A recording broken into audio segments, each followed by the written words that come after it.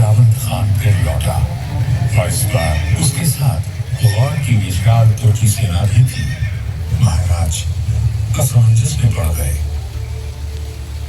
महाराज, आप यहाँ एकांत में? बाहर सभी सेनाध्यक्ष आपकी राह देख रहे हैं। सेना अध्यक्षों से मिलकर कहूंगा क्या महारानी? हिरावंत खान की सेना से टक्कर लेना आत्मघात है। समर्पण से तो मृत्यु उत्तम है। आप समझ नहीं रही हैं महारानी। सुबह से मेरी आंख फड़क रही है। ये शुभ संकेत नहीं है। धर्मावतार, जब शत्रु द्वार तक आ पहुंचे तो वीर पुरुष की भुजाएं भड़कती हैं। यदि आपको अनिश्चय ने स्तब्ध कर दिया है तो हिरावंत खान का मुकाबला मैं करूंगी। और महारानी ने ऐसा ही किया। विकराल गज पर सवार महारानी नैथोक्ति क्रुद्ध माता त्रिपुरा सुंदरी का रूप लग रही थी। उनका हाथी ऐसे गरजता था मानो इंद्र के ऐरावत को चुनौती दे रहा हो। महारानी की चीत्कार ने त्रिपुरा की सेना को और अधिक प्रोत्साहित किया और अपने पराक्रम से त्रिपुरा के वीरों ने अपने राज्य की रक्षा की। 1240 में हुए इस युद्ध में त्रिपुरा की जीत हुई और महारानी त्रिपुरा सुंदरी के नाम से प्रख्यात हुई। परंतु यह समय आने वाले विकट समय की चेतावनी बनकर आया था। 15वीं सदी के अंत में महाराज धन्य माणिक्य का उदय हुआ, जो उतना ही नाटकीय था जितना चंद्रगुप्त मौर्य द्वारा राज्य प्राप्त करना। षड्यंत्रकारी सभासदों और सेनापतियों का वध कर उन्होंने अपना अधिकार पाया। महाराज धन्य माणिक्य का सामना बार बार बंगाल के सुल्तान हुसैन शाह से हुआ। अपनी सामरिक सूझबूझ और छापामार युद्ध पद्धति के चलते वे हमेशा हुसैन शाह पर भारी पड़े और उन्होंने बंगाल का काफी हिस्सा भी अपने अधीन कर लिया। एक युद्ध में तो इनके सैनिक हुसैन शाह की एक तोप को भी उठाकर अपने साथ त्रिपुरा ले आए। महाराज धन्य माणिक्य ने कई युद्ध अभियान चलाए। एक और कुकियों के किले पर अद्भुत तरीके से चढ़ाई कर उन्हें हराया और बर्मा तक अपने राज्य को फैला दिया। तो दूसरी तरफ आरकान को जीतने के लिए सतत प्रयास किया। महाराज के विश्वास पात्र सेनापति राय कचार और उनके छोटे भाई राय कौसुम उनके अभेद कवच और प्रमुख शस्त्र थे। दोनों ही प्रखर वीरों ने कई युद्धों को जीतने में अहम भूमिका निभाई। पराक्रम के साथ साथ महाराज धन्य माणिक्य में रचनात्मक ऊर्जा भी कूट कर भरी थी। उनके राज्य में सीमाओं के विस्तार के साथ साथ कला का भी प्रसार हुआ। उनके द्वारा बनवाए गए चतुर्दश देवता मंदिर, मां त्रिपुरा सुंदरी मंदिर और भैरव मंदिर इस बात को सिद्ध करते हैं। महाराज धन्य माणिक्य ने अपने मानवतावादी पक्ष से परिचित करवाते हुए ये संदेश दिया कि वीरता केवल शत्रु का सामना करने में नहीं, जन कल्याण में बाधक बन चुकी हानिकारक परंपराओं को चुनौती देने में भी है। महाराज, बलि देना तो अति आवश्यक है। देवी देवता प्रसन्न होंगे तभी तो राज्य समृद्ध होगा और आपके यश में वृद्धि होगी। मैं आप सभी पुरोहितों का आदर करता हूँ, परंतु हर वर्ष हजारों निर्दोष पशुओं और युवकों का रक्त बहाने से मिलने वाले यश से मुझे अब यश प्रिय है। आप तो धर्मावतार हैं। आप धर्म विरोधी बातें क्यों कर रहे हैं? मेरा धर्म मुझे दया और सत्य आचरण सिखाता है।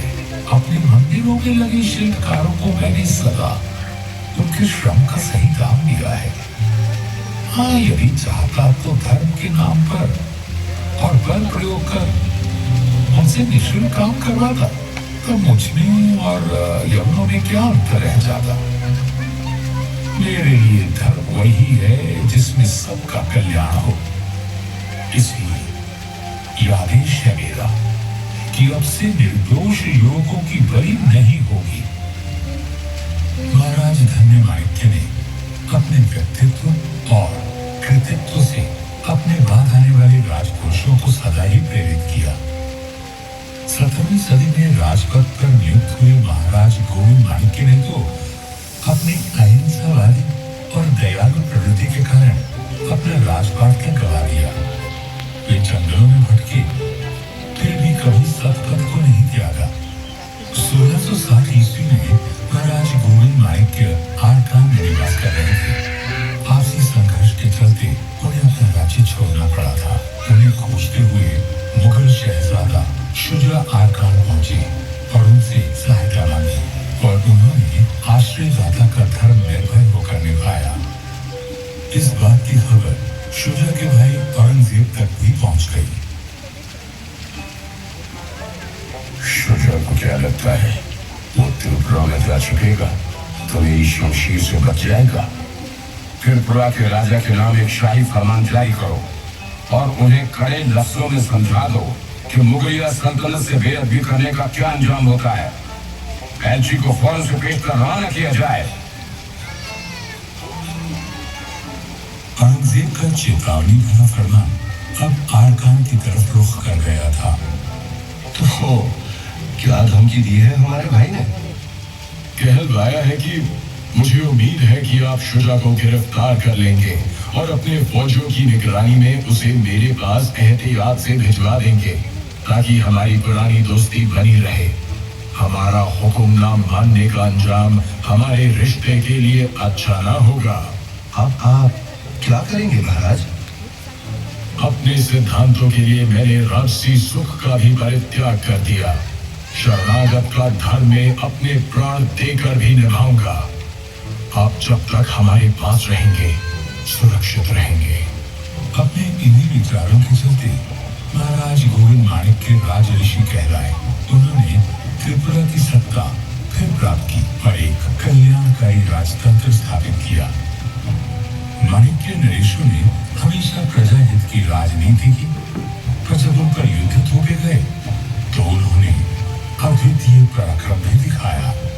महाराज देव माणिक्य, विजय माणिक्य, अमर माणिक्य, राजधर माणिक्य, यशोधर माणिक्य और कल्याण माणिक्य जैसे बलिदानपति राजाओं ने बड़ी से बड़ी विपत्ति में भी अपनी जनता को आश्रयहीन नहीं किया।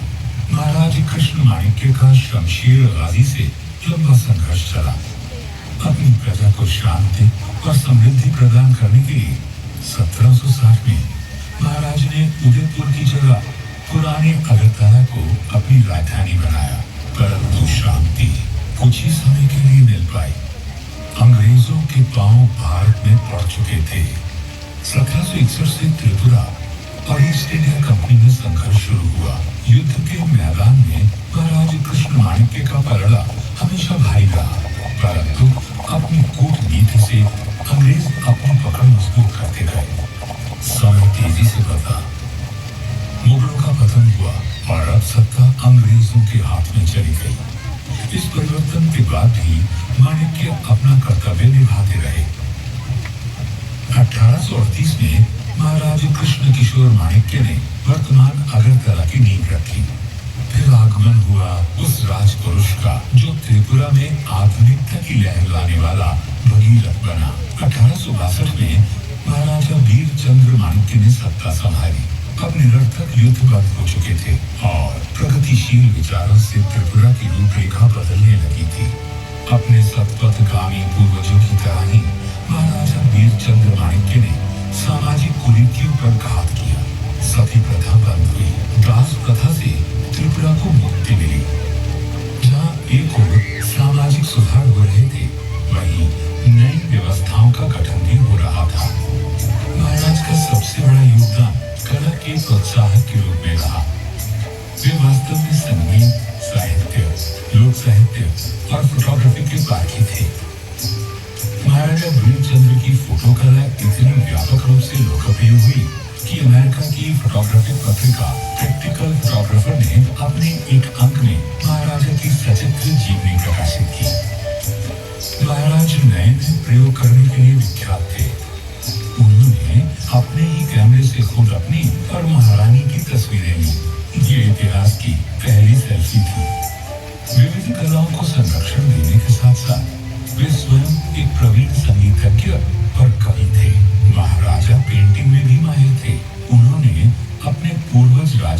चित्र बनाने के लिए एक फ्रांसीसी कलाकार को नियुक्त किया। उनकी कल्पना और प्रतिभा की कोई सीमा नहीं थी। 1857 के गदर के बाद जब अवध का पतन हुआ, तब महाराज ही थे जिन्होंने आश्रयहीन कलाकारों को अपने दरबार में स्थान दिया।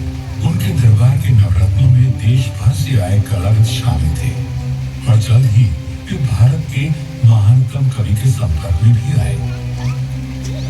अपनी जीवन संगनी महारानी भानुमती देवी की अकस्मात मृत्यु से संतापित महाराज को शोक सागर से उभारा एक युवा कवि द्वारा रचित कविता भग्नो हृदय ने उस प्रतिभावान परंतु अनजान कवि का नाम था रविंद्रनाथ टैगोर। इस घटना के बाद से त्रिपुरा के राज परिवार और टैगोर में एक अटूट संबंध बन गया।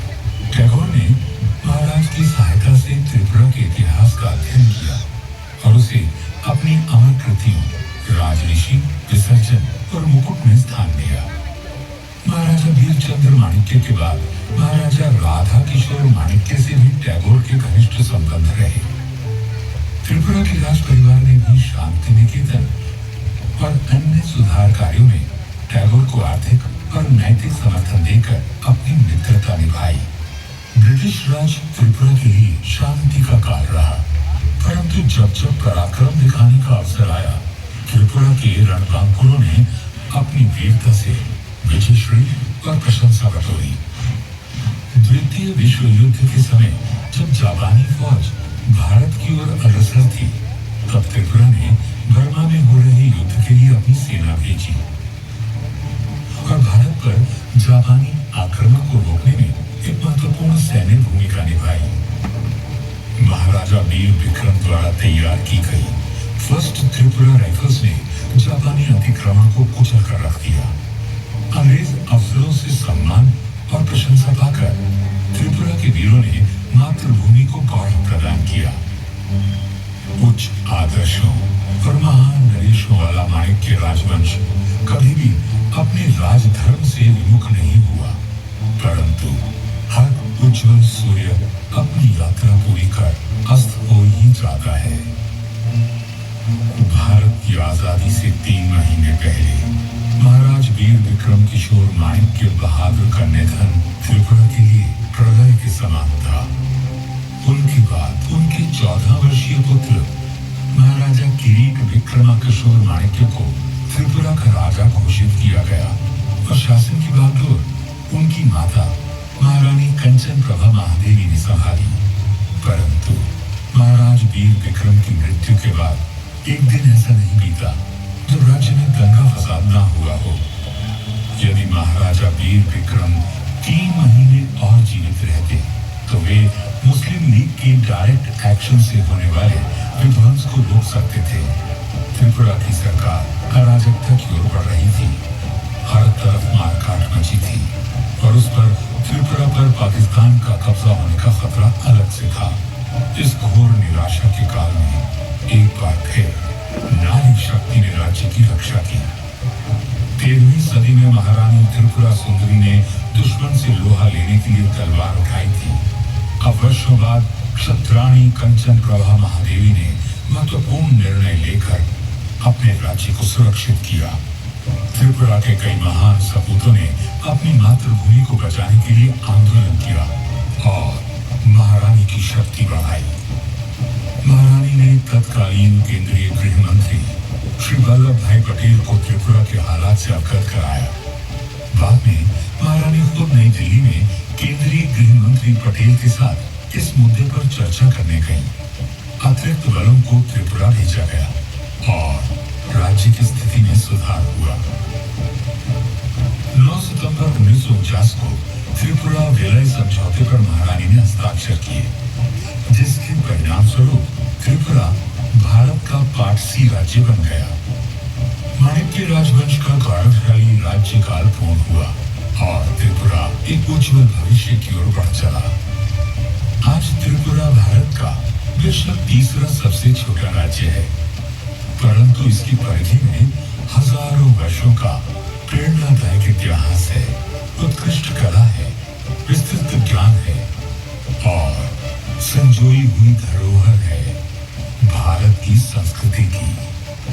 त्रिपुरा का श्रेष्ठ संसाधन उसके नागरिक हैं, जिन्हें विरासत में वो गुण मिले हैं जो इस राज्य को निरंतर चरमोत्कर्ष की ओर ले जा रहे हैं।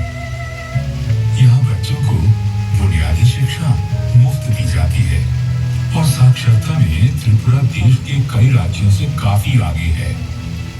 जहाँ एक और इस प्रदेश में प्राकृतिक संसाधनों का अमूल्य भंडार है, वहीं यहाँ के मंदिर, महल और प्राकृतिक सौंदर्य हर वर्ष अनगिनत पर्यटकों को अपनी ओर आकर्षित करते हैं। त्रिपुरा नाम की काव्य में संभावनाओं का असीम सागर है। तिल विदुर वीरता सार में कम का आदर्श अपने दिल में लिए कर्मठ त्रिपुरावासी अपने राज्य को देश का गौरव बनाने के लिए सतत प्रयासरत हैं। सबकी मंशा बस यही है, ओजस्वी त्रिपुरा, तेजस्वी त्रिपुरा, पूज्यंत त्रिपुरा की युग युगांतर तक जय हो।